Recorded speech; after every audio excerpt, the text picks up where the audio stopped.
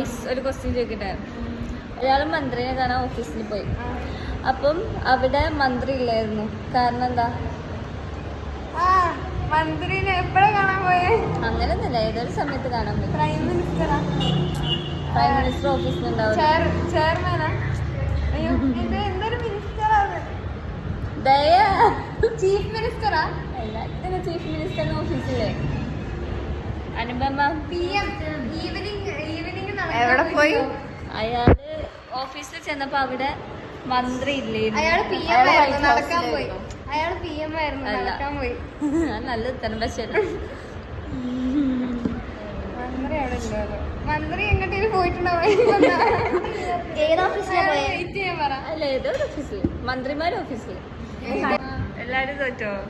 അയാള് home minister ആയിരുന്നു. അപ്പൊ വീട്ടിൽ പോയതാ. നശിപ്പിച്ചു.